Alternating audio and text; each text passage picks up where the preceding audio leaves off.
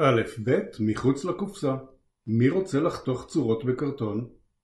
שטות מזכיר לי את התקופה בה קראתי עם ביתי. מימיה הראשונים הייתי אוסף אותה בחיקי ומתחבר לעולם. זה היה יכול להיות חדר או מגרש משחקים, אוטובוס או מדרכה. בזמן הקריאה השתתות הייתה מעורבת תמיד. לכל אות יש צורה וצליל, תכלית ומשמעות. בספר הזה תוכלו למצוא מידע מוכר יותר וגם חדש. סקרנות סוללת דרכים ככל שממשיכים לשאול שאלות. תוכלו לשאול אנשים אחרים ולדפדף בספרים. בימינו בחינת מילים משמעות ורעיונות קלה מאי פעם, במרחבי האינטרנט בעזרת מנועי חיפוש ובעבודה עם אינטליגנציה מלאכותית. כמו עם מה שבא בקלות רבה מדי, רצוי להקפיד על בטיחות. אם עולה ספק, שתפו את דאגותיכם, שאלו סביב ושחקו עם האוצרות. א' ב' מחוץ לקופסה. איך מוצאים חיות בכל האותיות? בספר הזה נחפש ונמצא בלי בעיות. גם בקרטון תמיד יש מה לעשות. אנטילופה מתחיל באלף ונגמר בה'. האם יש חיה שהשם שלה מתחיל באלף ונגמר בתו? או ההפך? בקבוצת העופות יש כאלה שבכלל לא עפים. בת יענה אומנם רצה מהר, אבל גם שיניים אין לה. היא בולעת אבנים שבבטן מתפוררות עם האוכל. הבלילה שנוצרת בוקעת מהצד השני. גורילות נראות גדולות ומפחידות, אבל בואו נזכור כמה הן עדינות. למשפחה שלהן קוראים גדוד, בו הן מתגודדות, משחקות ומתגרדות.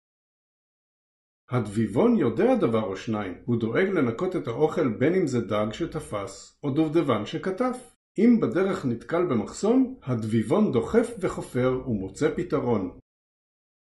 להיפופוטם קוראים גם סוס יאור. הוא דוהר כמו סוס, אבל ההיפו קרוב יותר ללוויתן, בטח לא לסוס הים, ההוא בכלל דג.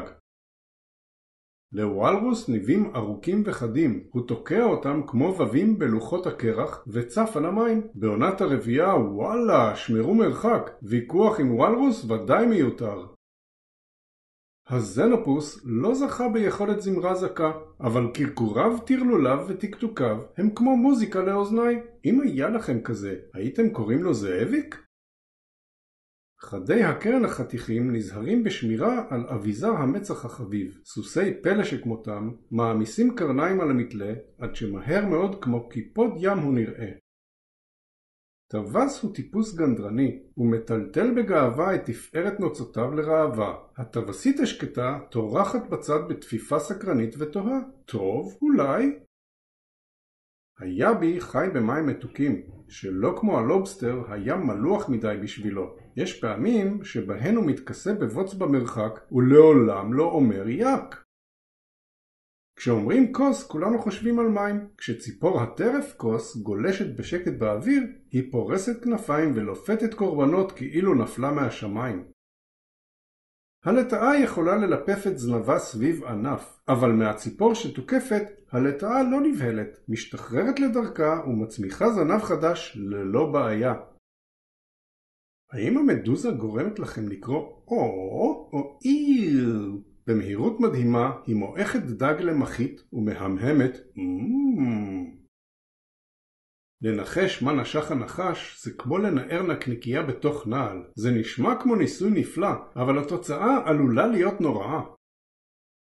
הסמור מסתובב סביב ריחות בחיפוש אחר סעודה. בשובבות סקרנית הוא מסיח את דעתנו מסוכריות במקרה הטוב, אבל סוחב הצורות מבלי ששערותיו סומרות. העצלנים לא עייפים, הם פשוט איטיים. עוד דבר שעדיף לדעת, הם לא מזיעים, גם אם תנסו לא תריחו. עוד משהו? במים הם שחיינים ענקיים. אם הפשוש ישיר בלילה, אני מכיר שכנים שיפלו מהמיטה. מה פתאום, תעדיפו לשמוע צווחות בחלומות פורים על פני צלילי פעמונים? הצב צוחק על כולם. אחרי שמיהרו והגיעו, הצב צועד בתפיפה צפופה ומבלי להתנצל שואל בחיוך מצוחצח, מה המצב? הקואלה ישנה הרבה, קורעת עלים ולועסת. כשתינוק הקואלה קרוב לבגרות הוא קופץ החוצה וקורץ לשלום. הרחם רואה רחוק. עם כנפיים רציניות הוא דואה מעלה מעלה, וברגע של ריגוש על הקרקע הוא יורד ורוקד על הפגר. השפירית שומרת על שיווי משקל באוויר. בשלווה היא קופאת במקום, אבל שומעים את שכשוך הכנפיים. מקום לידתה הוא במים, ותנועתה יפה כמו השמיים. יש לי כלבה בשם טוקי, היא לא מתעופפת ובטח לא צווחת. מה שכן, היא תמיד נובחת ומדי פעם נושכת בתחת. שטויות מתחילות תמיד ולא מפסיקות. האלף בית והאחיות הם כמו מגרש משחקים, בו כולנו נהנים להיות חברים. אלף בית מחוץ לקופסה הוא הספר השני בסדרה שטות אותיות. פרטים על זמינות הספר נמצאים בתיבת המידע לצד הוידאו.